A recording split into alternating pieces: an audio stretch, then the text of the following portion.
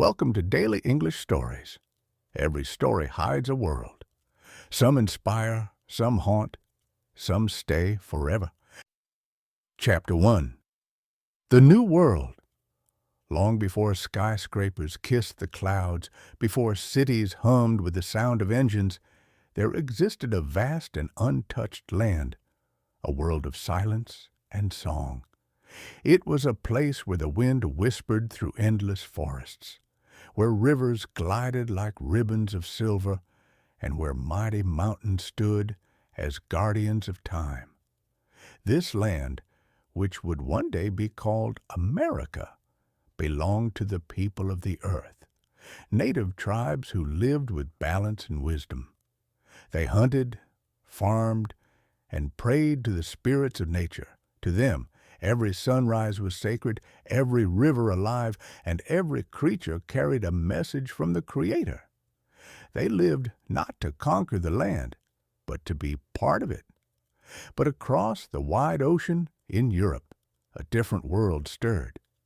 Kings dreamed of empires, merchants dreamed of gold, and explorers dreamed of fame. Maps were small, filled with empty spaces marked only by sea monsters and waves. The world felt vast, mysterious, and dangerous. And then came a man named Christopher Columbus, a sailor with a dream too big for his time. He believed that if he sailed west, he could reach the riches of the East. Many laughed at him, calling his plan foolish. But Columbus had one thing greater than certainty: belief. In the summer of 1492, he set sail with 3 ships, the Nina, the Pinta, and the Santa Maria, crossing a sea that had swallowed many before him. For weeks there was nothing but the horizon, blue upon blue, and silence upon silence. His crew grew restless, whispering that the ocean would never end. But Columbus pressed on, his eyes fixed on the stars. Then, one night, a sailor cried out, "Land!" The dawn revealed a shore bathed in golden light, unlike any they had ever seen. The New World had been found, though it was not empty. It was full of people, life, and ancient stories that stretched back thousands of years. Yet, for the explorers, it was the beginning of something new, a world of hope, adventure, and conquest. Word spread across Europe like wildfire. Ships from Spain, England, and France began to sail toward this mysterious land of promise. Some came for gold, others for glory, and a few for freedom. The journey was long and cruel. Many never reached the shores, but those who did stepped onto the soil with trembling hands and hearts full of dreams. Among them were men and women seeking something far more precious than treasure: freedom. In 1620, a small ship called the Mayflower carried a group of English settlers, known as the Pilgrims, across the Atlantic. The sea was merciless, the nights freezing, and hunger a constant enemy. But the Pilgrims carried within them a quiet fire, the desire to live by their own faith, their own will. When they finally reached the cold coast of Massachusetts, they fell to their knees and gave thanks. The land was wild, the winters deadly, and food scarce. Yet they built homes, planted seeds, and wrote one of history's most remarkable documents, the Mayflower Compact, a promise to govern themselves with fairness and unity. This was not the story of kings and crowns. It was the story of ordinary people who chose courage over comfort. The native tribes watched these newcomers, some with curiosity, others with fear. They traded, helped, and sometimes fought. 2 worlds had met, one ancient, one new, and the meeting would change both forever. The settlers struggled. Many died of cold and disease, yet each spring brought new life. They learned to grow corn from the natives, to hunt, to build stronger shelters. Slowly, small villages began to rise. humble at first, but alive with hope. Behind every wooden wall and flickering candlelight was the dream of something greater, a life built not by birthright, but by belief. These early years were not filled with glory, but with grit. Each day was a test of faith. Faith in God, in freedom, and in the idea that a better world could be made by human hands. As ships continued to arrive, the forests began to clear, roads began to appear, and whispers of a new nation began to spread. Nobody knew it then, but from those wooden cabins and small colonies, the foundation of America was being laid. Quietly, stubbornly, beautifully. The New World was no longer just a place on a map. It had become a symbol of discovery, of courage, and of possibility. And though centuries would pass, the same spirit that guided those first explorers would live on in the hearts of millions who came after, all chasing the same eternal dream: freedom. Chapter 2. The Fight for Freedom. By the mid-17th century, the New World was no longer new. The forests had thinned, towns had grown, and ships sailed constantly between America and England. The 13 colonies stretched along the eastern coast, from Massachusetts in the north to Georgia in the south, each alive with merchants, farmers, and dreamers who called this land home. But though they tilled its soil, built its homes, and raised their children under its skies, they were still ruled by a distant king, a king who had never set foot on their shores. King George III of Britain saw the colonies not as partners, but as possessions. He demanded taxes on paper, tea, and every trade that crossed the sea. "No taxation without representation," the colonists cried. But their voices were ignored. They were treated not as citizens, but as subjects. The air grew heavy with anger. The whispers of rebellion began to drift through taverns, meeting halls, and candle-lit homes.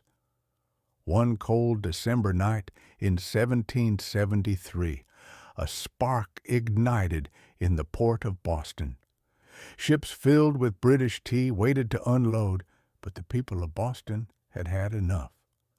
Disguised as Native Americans, a group of men crept aboard the ships, broke open the chests, and poured hundreds of pounds of tea into the dark waters of the harbor. As the tide carried the tea away, so too drifted the last trace of obedience. The world would remember that night as the Boston Tea Party, a symbol of defiance and the beginning of something unstoppable.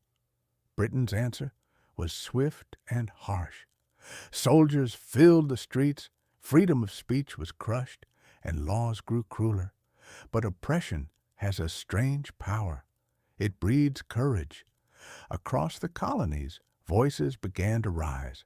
Pamphlets circulated, speeches echoed, and men and women began to believe that freedom was not just a dream, it was a right.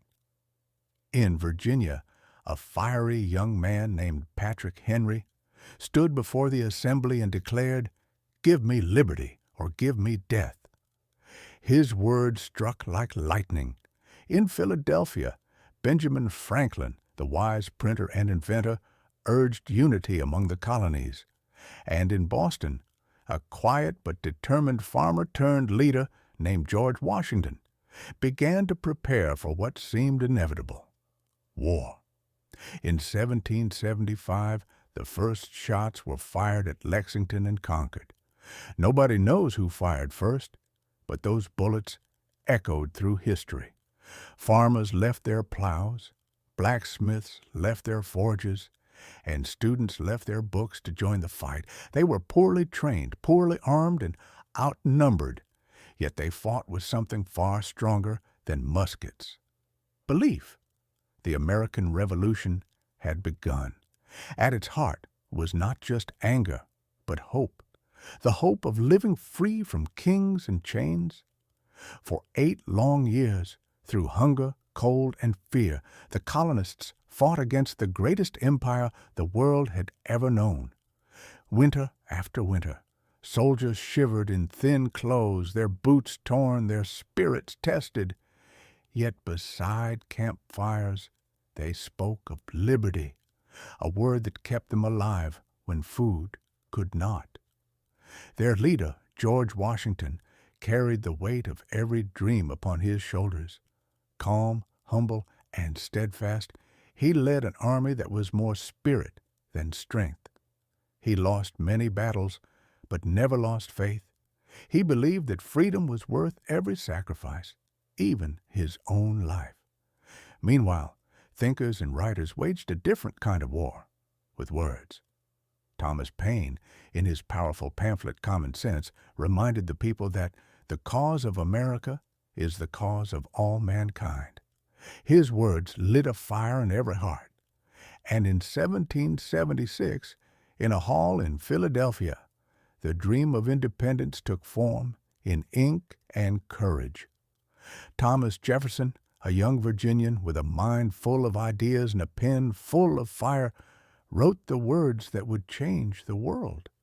We hold these truths to be self-evident, that all men are created equal, that they are endowed by their Creator with certain unalienable rights, that among these are life, liberty, and the pursuit of happiness.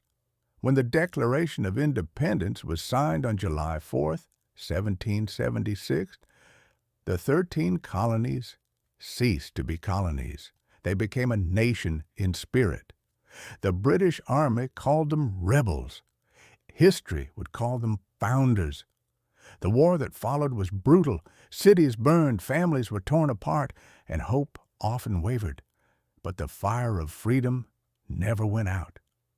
France joined their cause, sending ships, soldiers, and supplies. Slowly, the tide began to turn, and then, in 1781, at Yorktown, Virginia, the impossible happened.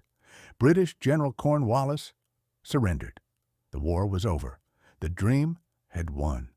13 colonies stood together as one nation, battered, poor, but free. The United States of America had been born not from comfort or conquest, but from courage and conviction. As fireworks filled the sky years later on every 4th of July, they would not just celebrate victory. They would celebrate a truth written by history, that freedom, once ignited, can never be extinguished. The fight for freedom was not just a battle between armies. It was a battle between fear and faith, between submission and self-belief. And the people who once bowed to kings had now become the authors of their own destiny.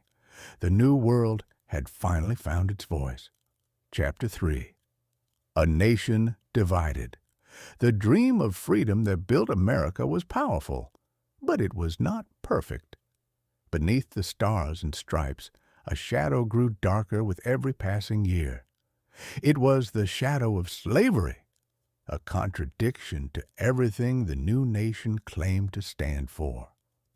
While the North moved toward industry, education, and reform, the South held tightly to plantations built on human bondage.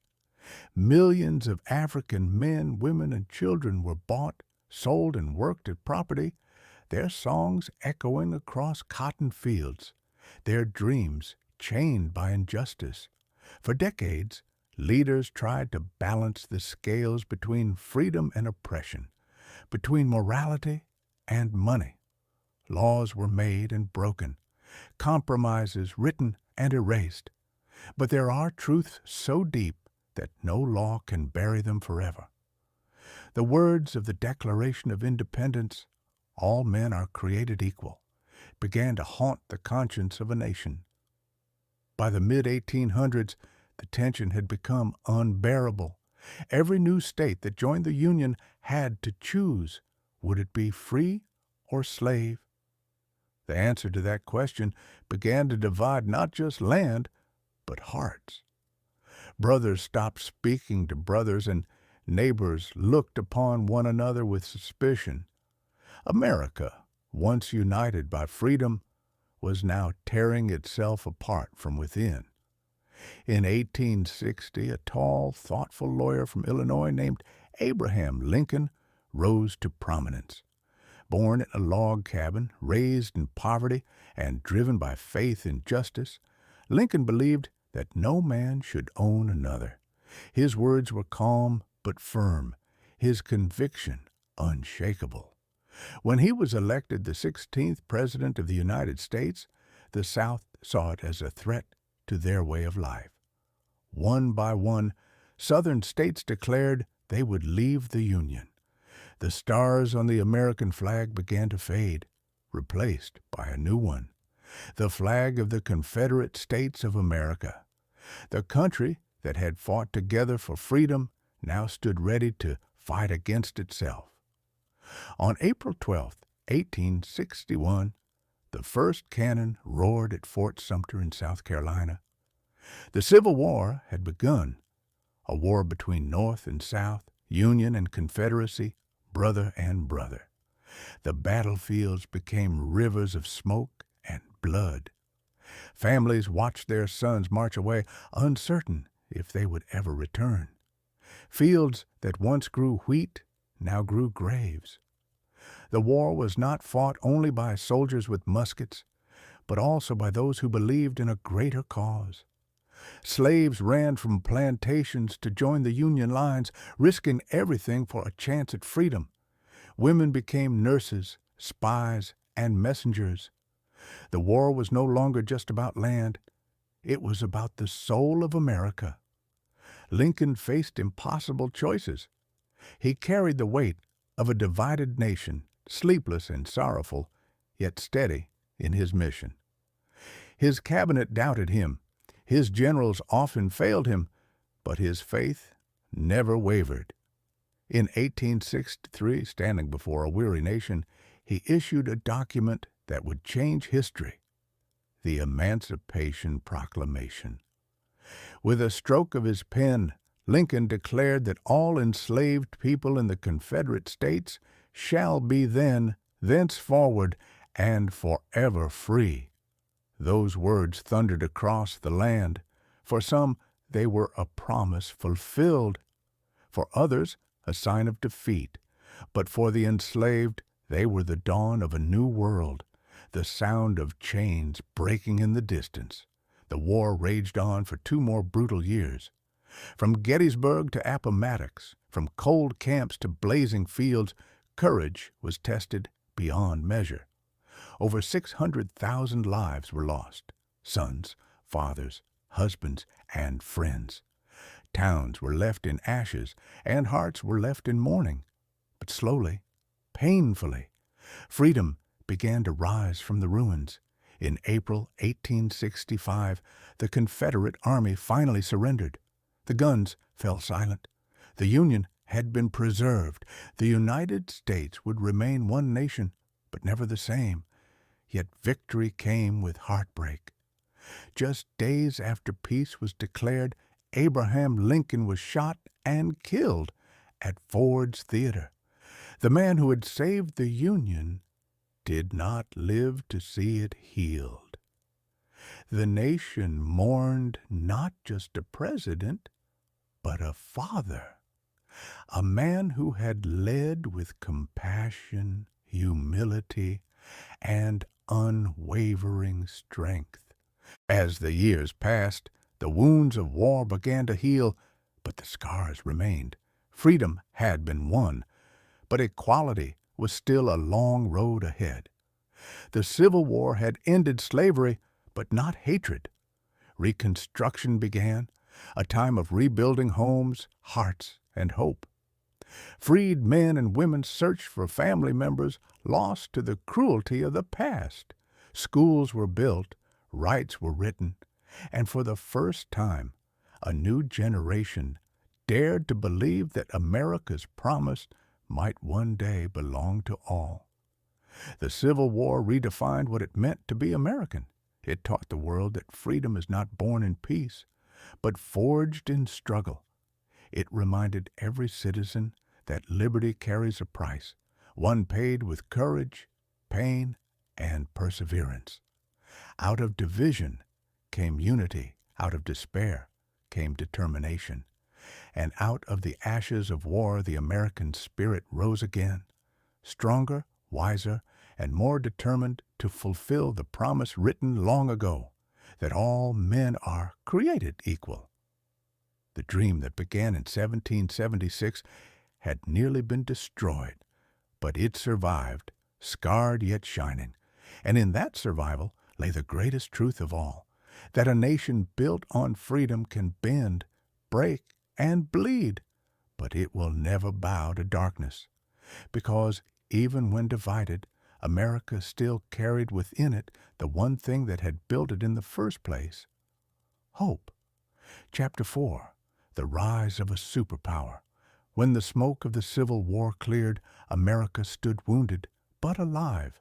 The land was scarred, the people divided, yet something powerful pulsed beneath the pain. Determination. Out of ruins rose resilience. Out of sorrow grew strength. A new chapter was about to begin, one that would transform a recovering nation into the most powerful country the world had ever seen. The late 1800s were an age of invention and ambition. Across the once broken states, railroads began to stretch like steel veins, connecting oceans, towns, and dreams. The sound of locomotives echoed across plains and mountains, carrying coal, cattle, and courage. In the hum of progress, America began to rebuild not just its cities, but its soul. In the heart of this transformation were men whose names would shape history. Thomas Edison, with his glowing light that pushed back the darkness. Alexander Graham Bell, who gave voice to distance through the telephone. And Henry Ford, who dreamed of machines that would carry people across miles and hours, not days. Each invention was more than metal and wires. It was proof that imagination could change the world. Factories rose where fields once stood. Iron turned to skyscrapers, and rivers turned to highways of trade. Cities like New York, Chicago, and Pittsburgh roared with energy, their skies painted with smoke and light. Immigrants arrived by the millions, Italians, Irish, Germans, Chinese, and many more, stepping off ships with tired feet and hopeful hearts. They came seeking a dream, freedom, opportunity, and a future brighter than the one they left behind. At Ellis Island, tears mixed with laughter as names were written, futures begun, and languages blended into one, the language of hope. America was becoming a nation not of one people, but of all people. Each brick laid, each rail hammered, each song sung by tired hands built not just homes, but the very foundation of the American dream. But progress came with a price. The factories that promised jobs also brought long hours, low pay, and danger. Children worked beside men. Women fought for fair treatment, and workers demanded justice. From the cries of hardship rose reformers, men and women who fought for labor rights, education, and equality. The struggle between wealth and fairness became another kind of revolution, one fought not with guns, but with words and willpower. The 20th century dawned with both promise and peril. America's cities glowed brighter than ever, but beyond its shores, the world trembled with conflict. When World War I erupted in 1914, America tried to stay neutral, a distant observer. But by 1917, it could no longer stand aside. The world called, and America answered. Under the leadership of President Woodrow Wilson, American soldiers, young farmers, clerks, and factory workers crossed the Atlantic to fight in Europe. They fought in muddy trenches and foreign fields, carrying with them not only rifles, but ideals, liberty, democracy, and hope. When the war ended, the world looked at America differently, no longer as a young nation, but as a rising leader. The 1920s roared with energy. Jazz filled the streets, cars filled the roads, and skyscrapers kissed the clouds. But prosperity is a fragile flame, and in 1929, it flickered out. The Great Depression struck like a storm. Banks failed, factories closed, and millions stood in bread lines. It seemed the dream had died. Then came Franklin D. Roosevelt, a man in a wheelchair who gave a crippled nation strength. With his New Deal, he restored faith, rebuilt jobs, and reignited hope. America learned once again that unity was stronger than despair. But the calm did not last long. In 1939, another war began. World War II, the deadliest conflict in human history. The world descended into chaos as tyranny and terror spread across continents. In 1941, after the surprise attack on Pearl Harbor, America could no longer watch. It had to lead. Factories that once made cars now made tanks. Women took up tools in place of men who went to war. Soldiers marched across Europe and the Pacific, carrying the weight of freedom on their shoulders. The stars and stripes flew over Normandy, Iwo Jima, and Berlin, symbols of courage that would never surrender. When the war finally ended in 1945, the world was forever changed. The ashes of Europe and Asia gave birth to a new global order, and at its center stood the United States. The country that had once fought for its own survival now fought for the survival of others. Its economy boomed, its technology soared, and its influence spread from Hollywood screens to the moonlit skies. The American dream was no longer just a promise. It was a power. The nation had risen from civil war to industrial might, from struggle to strength, from isolation to leadership. By the mid-20th century, America was more than a country. It was a symbol of progress, freedom, and endless possibility. Yet beneath its success, questions still lingered of justice, equality, and identity. But those stories would belong to the next generation, the next chapter of America's journey. For now the world could only watch in awe as the young republic that once fought for its right to exist had become the heartbeat of modern civilization, a land where dreams were born, where hope was built, and where light never stopped shining. The United States of America had not only risen, it had ascended. Chapter 5. The modern era, the 20th century was ending, but America's story was far from over. The ashes of war had cooled, yet the fires of change were burning brighter than ever. The United States entered a new age, an age not of muskets and machines, but of minds, movements, and meaning. The 1950s painted a picture of prosperity. Soldiers returned home to quiet streets and white picket fences. Families grew, industries thrived, and the hum of new inventions filled every household. Television brought the world into living rooms. Music transformed with rock and roll, and cars rolled down endless highways that connected the nation like arteries of progress. It was an age of optimism, but beneath the calm, a silent struggle was beginning to rise. For millions of African Americans, the promise of freedom still felt unfinished. Segregation separated schools, buses, and hearts. But one woman, Rosa Parks, refused to give up her seat on a Montgomery bus in 1955. That simple act of courage ignited a movement that would shake the very core of the nation. Under the leadership of Dr. Martin Luther King, Jr., thousands marched with hope in their hearts and justice in their voices. From Birmingham to Washington, they stood unarmed but unafraid.